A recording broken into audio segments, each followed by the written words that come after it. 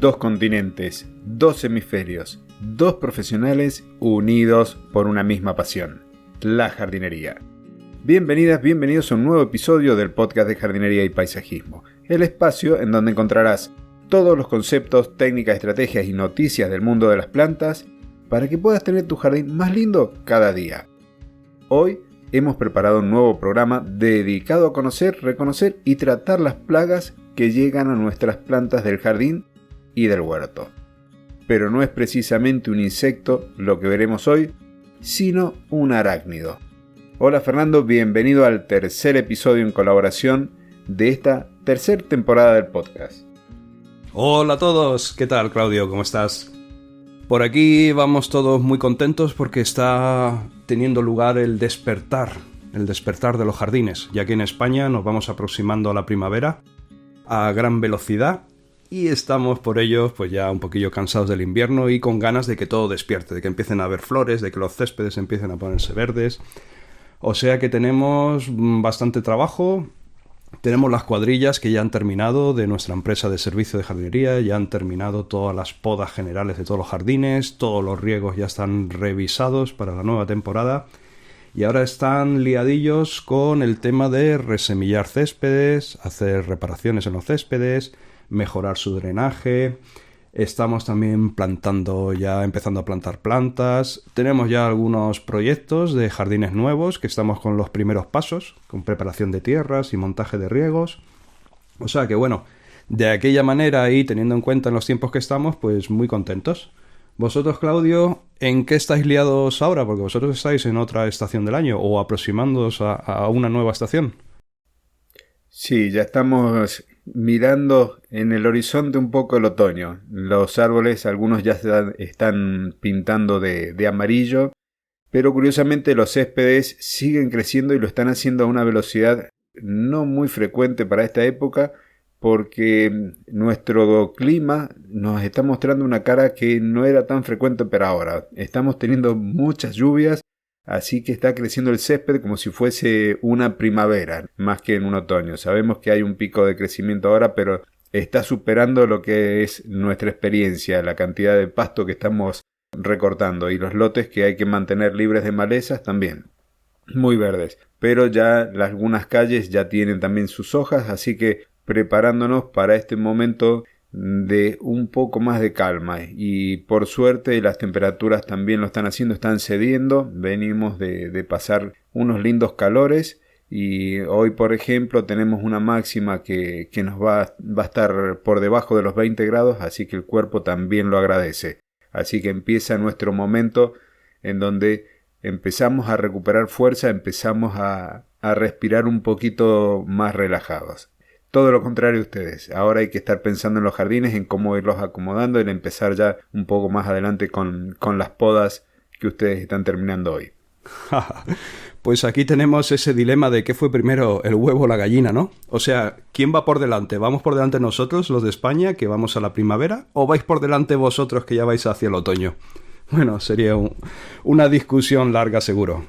Yo la simplifico porque la comparo con el calendario. Ustedes tienen la primavera al inicio del año, así que vamos ustedes por delante. Muy amable, muy generoso y humilde. Bueno, y Claudio... Evitamos conflictos. ¿Perdona?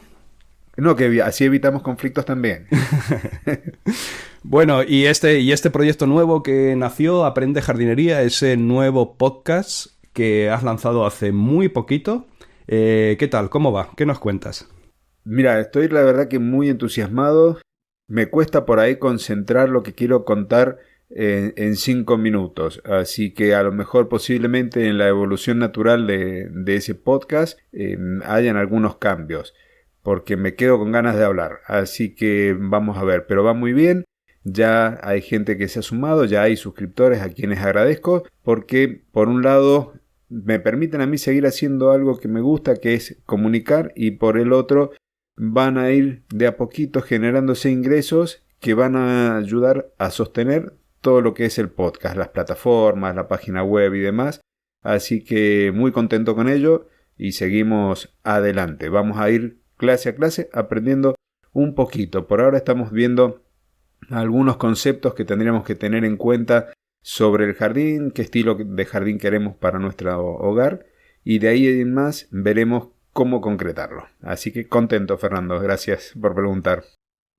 Y si hay algún oyente que no se ha enterado de la noticia del año, de ese nuevo podcast de Aprende Jardinería, dime por favor, pero muy breve, para no alargar más la introducción, dime qué es eso. Aprende Jardinería, ¿qué es? ¿De qué estamos hablando? Bien, primero son episodios premium, es decir, se accede por una suscripción mensual mínima, muy pero muy pequeña, porque si bien el suscriptor elige desde cuánto quiere aportar, lo puede hacer desde 1,49 euros. Con eso mensual accede a los episodios nuevos que hay semana a semana, en donde la idea es aprender todos los conceptos de jardinería. Desde el diseño de un jardín hasta la plantación, multiplicación, todo muy simple en pequeñas clases. La única restricción que hay por el momento es que los tengo alojados en la plataforma de iVoox. En consecuencia, tienen que acceder desde ahí y no desde otras plataformas a este podcast, a esta parte del podcast, porque ahora es como si fuese una extensión de jardinería y paisajismo. Muy bien, perfecto, Claudio. Pues yo creo que quedó muy claro. Allí esperas a todos los oyentes que quieran aprender más y que por supuesto quieran colaborar para que tú puedas seguir dedicándote a esta gran labor de difusión del mundo de la jardinería a nivel mundial, que es lo que nos permite el podcast, llegar a todo el mundo siempre y cuando hablen o entiendan por lo menos el español. ¿Quieres que empecemos ya con el episodio de hoy? Sin duda, vamos derecho entonces a ello. Muy bien, pues hoy tenemos intención de terminar con los principales insectos chupadores, los más habituales. En el episodio de hoy nos toca hablar de los ácaros. Y bueno, Claudio, venga, dale caña y comienza con la introducción. Los ácaros constituyen un grupo, o el grupo quizás más importante dentro de las especies que se encuentran en nuestras plantas o en las plantas cultivadas. Están, por supuesto, detrás de lo que son los insectos en general. Dentro de los ácaros podemos encontrar especies que son monófagas, es decir, que se alimentan de una sola planta o de una sola especie, y aquellas otras que son polífagas. A simple vista, estos ácaros se ven como pequeños puntos móviles, son muy pero muy pequeños. Los ácaros constituyen una subclase denominada Acari, que está dentro de los arácnidos, sí, del mismo grupo en donde podremos llegar a encontrar las arañas. La segmentación del cuerpo es ausente. Su tamaño, en el caso de las plagas más comunes dentro de las plantas que tenemos en el jardín, es muy pequeño, tiene forma oval, redondeada, y dentro de algunas especies fitófagas hay otras que tienen forma de gusanito, son vermiformes. El número de patas de los estados adultos y de la ninfa es general de 4 pares, 8, como las arañas, y de 3 pares en las larvas. Si bien en los eriófidos se caracterizan por tener solo 2 pares de patas, tanto en los estados inmaduros como en el estado adulto. Respiran por tráqueas que se abren al exterior por medio de estigmas, pero existen grupos caracterizados por respirar a través del tegumento, a través de su piel, por ósmosis o también por anaerobiosis. Vale, ¿y cómo podemos saber si tenemos ácaros atacando a nuestras plantas? Pues bueno, como se trata de insectos chupadores, o sea que van a absorber, van a atacar la planta picándola y absorbiendo, pues el daño principal que vamos a observar es como una serie de puntitos más claritos, más cloróticos en las hojas, que es donde ellos han picado para alimentarse. Algunas veces esas picaduras hacen que la hoja vaya acompañada de un color bronceado, otras veces plateado, y aquellas hojas que, bueno, que están muy infestadas, que han sido muy picoteadas, pues se ponen totalmente amarillas y se caen. Eso puede provocar incluso defoliación en ciertos árboles y dependiendo del tipo de ácaro y dependiendo de la época del año.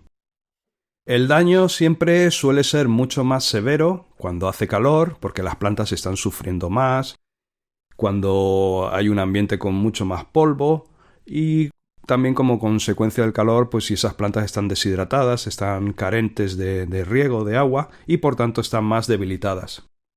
Dependiendo del ácaro que esté atacando nuestras plantas, Y bueno, y más concretamente, dependiendo del aparato bucal que tenga ese ácaro, podemos decir que pueden concretarse hasta 3 tipos de daños.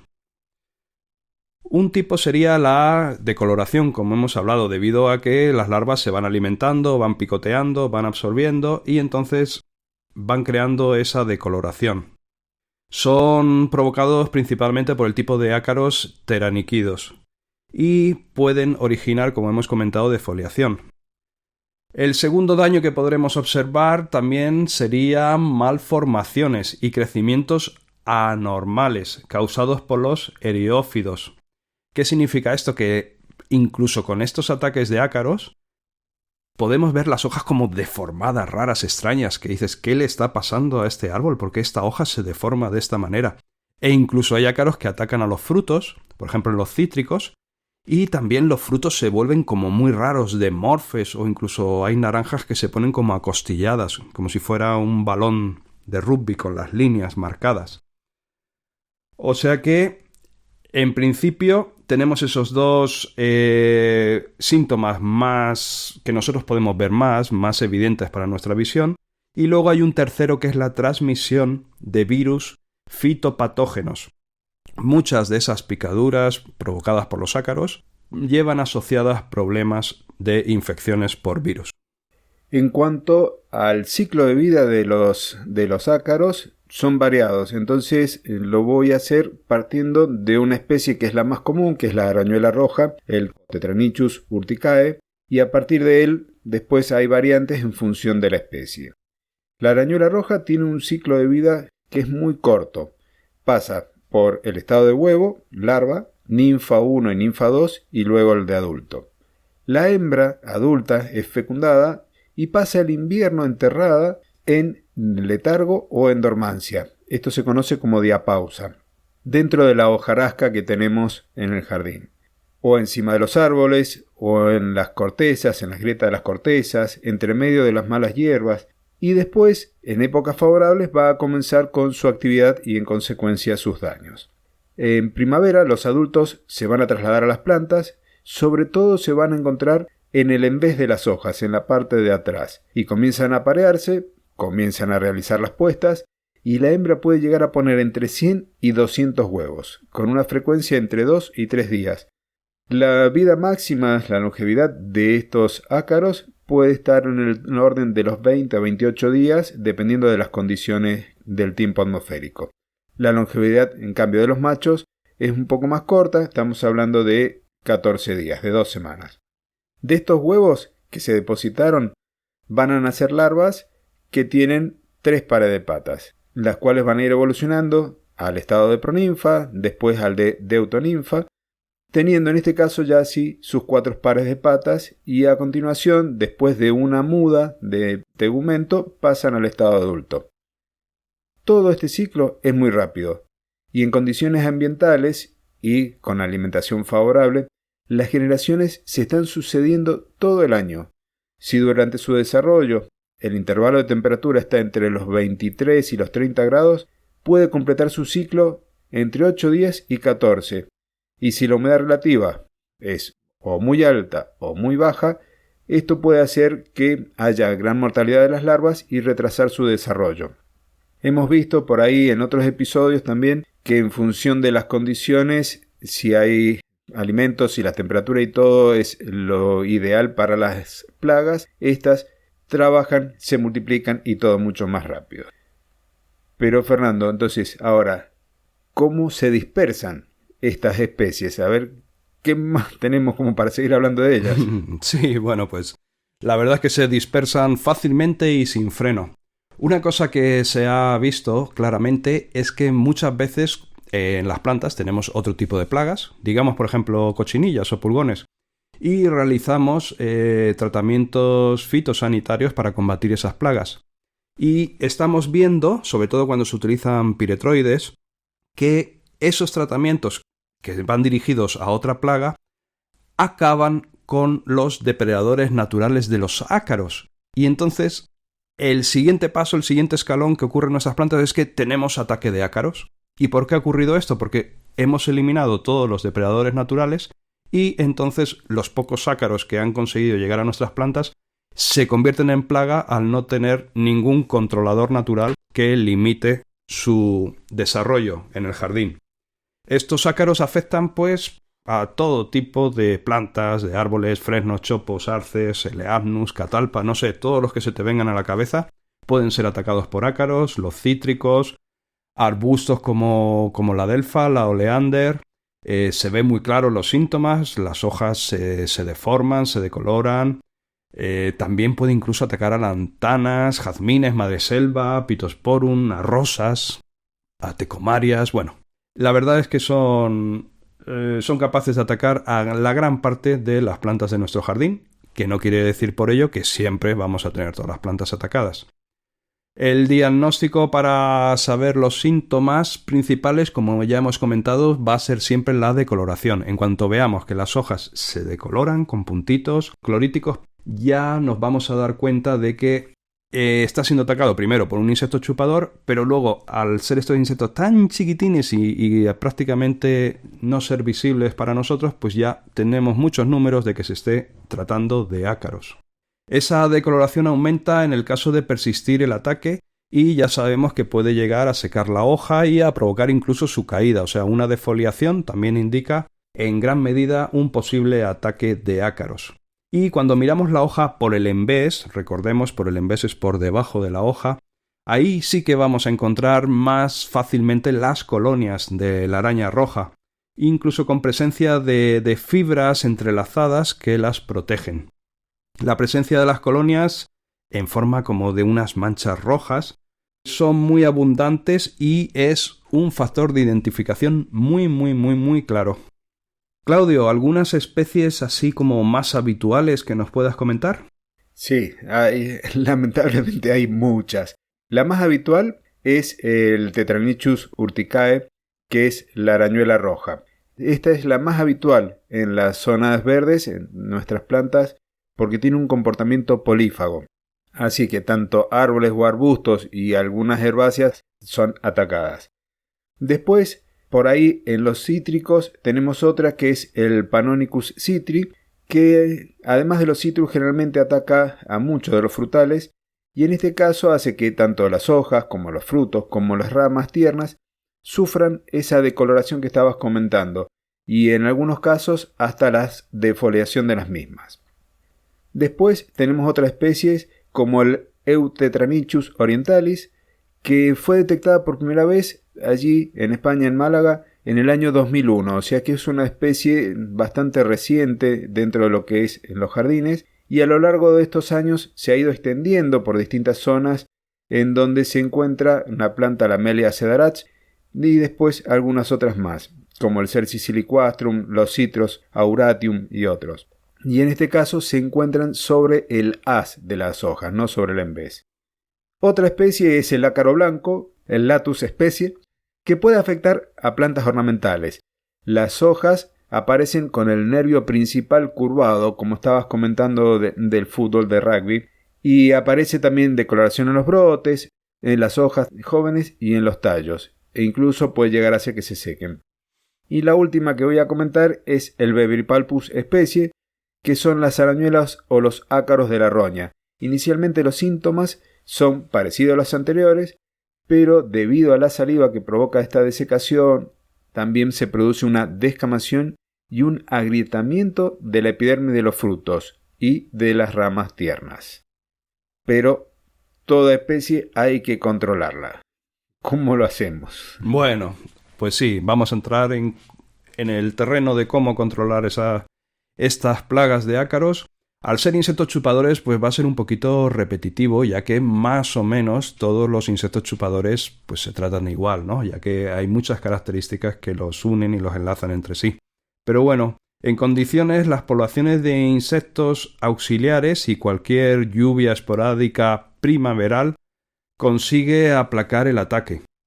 En caso contrario de que el ataque nos quede reducido a eso, a una anécdota, y se convierta en una verdadera plaga, se pueden adoptar medidas de control. Y, por ejemplo, lo primero siempre son las prácticas culturales. Esta plaga prefiere un clima cálido y seco, En jardinería doméstica, pues una buena práctica es pulverizar con agua las plantas para refrescarlas y para elevar la humedad y así impedir el desarrollo de los ácaros. Además de mantenerlas, las plantas, siempre que sea posible, pues en un lugar fresquito. Hablamos cuando tenemos las plantas en casa. Y en el jardín, una práctica muy inteligente es aprovechar del control biológico, ya que existen diversos insectos útiles que presentan un buen resultado en el control de los ácaros. Y luego tenemos el control químico. ¿Qué nos cuentas, Claudio? Mira, antes de pasar al control químico, quería hacer hincapié en lo de las prácticas culturales que comentabas. En la zona donde yo presto servicios, tenemos con mucha frecuencia cercos verdes principalmente del crataego, la Pyracantha coccinea, y una de las plagas habituales, porque como son urbanizaciones que están en zonas, en algunos casos donde no hay asfalto, entonces hay mucho polvo atmosférico, una de las plagas que tenemos con mayor frecuencia sobre los cercos es la arañuela roja tejedora. Entonces, a mis clientes, para evitar el uso de agroquímicos, les recomiendo que cada tanto, una vez a lo mejor cada 15 días, dependiendo de la época del año, los vientos y demás, le peguen una lavada con agua y una manguera muy de forma casera a las plantas, y de esa forma entonces liberamos de polvo el cerco y le estamos brindando un ambiente que no es el ideal para las arañuelas. Y es increíble cómo cambia el estado sanitario solo con esta práctica, porque la arañuela no encuentra allí su lugar ideal para residir. Entonces quería hacer hincapié en eso porque a mí por lo menos me está dando muy buenos resultados desde hace muchos años. Ya después, cuando tenemos cochinillas y demás, ahí sí tenemos que recurrir a controles como el que vamos a ver ahora, que es el control químico, en donde los ácaros con frecuencia se han convertido en un problema después de esta aplicación que comentabas vos de los piretroides, que terminan por un lado diezmando a las poblaciones de insectos benéficos.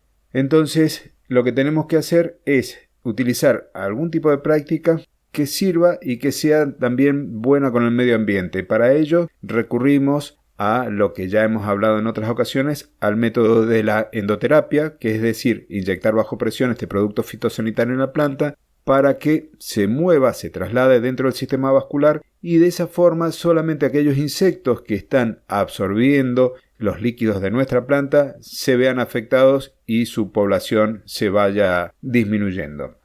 Otra de las cosas que podemos hacer, si ya no podemos recurrir al tema de la aplicación de endoterapia, ya sea por equipos muy técnicos donde van regulando la presión, o sino por otros sistemas de botella que se inyectan, se conectan a la planta y van inyectando el veneno a las plantas, ya sí tendríamos que recurrir al caso de la aplicación. En este caso, el aceite de parafina va a ser un elemento práctico porque lo que va a hacer es disminuir su población porque se mueren por asfixia. Le genera una película, la arañuela no puede respirar y de esa forma también respetamos a los insectos que son benéficos para nosotros.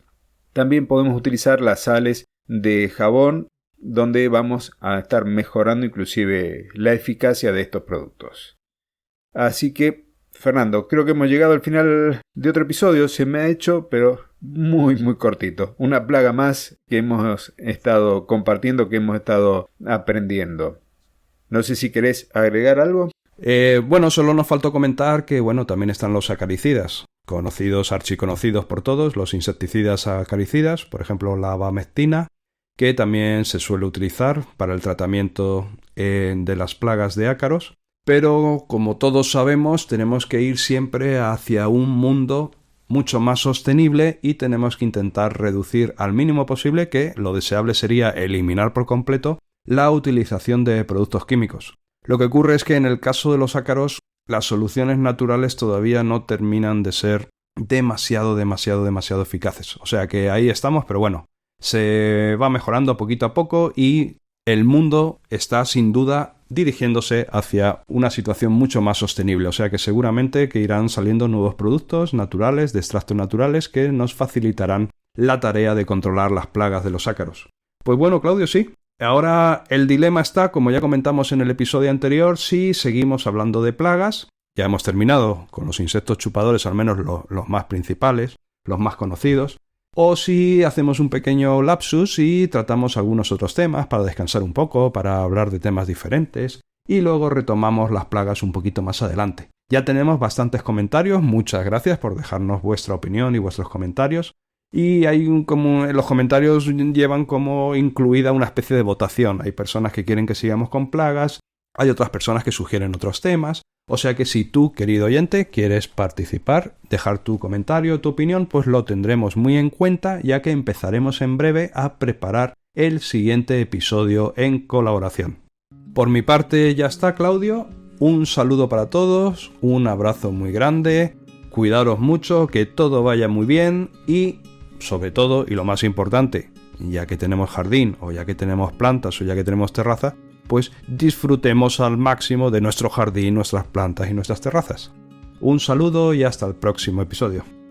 Bueno, ahí se me estaba ocurriendo, Fernando, por ahí el grupo de Telegram, el grupo abierto, el canal de Telegram de jardinería y paisajismo, que está creciendo muy pero muy bien, puede llegar a ser otro lugar donde podamos hacer esta especie de encuesta para que la gente vote sobre los temas. Así vamos también dando otro canal como para que la gente elija. Así es que, sin más, gracias a ti por estar del otro lado, por estar escuchando, por haber llegado hasta este momento del episodio, porque nos motivás a seguir produciendo material cada semana, los especiales como este en donde compartimos un poco de información más técnica para quienes quieran aprender un poquito más dentro del mundo de la jardinería. También te agradezco por ese comentario amable que dejas en los episodios, por compartir el episodio, porque también eso nos da más difusión y nos permite llegar a más amantes de las plantas y de la jardinería. Recordá que a Fernando lo podés seguir también en su canal de YouTube de Personal Garden Shopper, en su página web personalgardenshopper.es, donde comparte material de muchísima calidad, y por mi parte en claudiodorato.com, y lo mismo en mi canal de YouTube de Claudio Dorato, que por ahora viene un poquito medio lento de producción de videos, pero que ya en breve habrán más. Gracias entonces por estar ahí, y nuevamente, 2 continentes, 2 hemisferios, 2 profesionales unidos por una misma pasión, la jardinería. Hasta el próximo jueves y muchísimas gracias.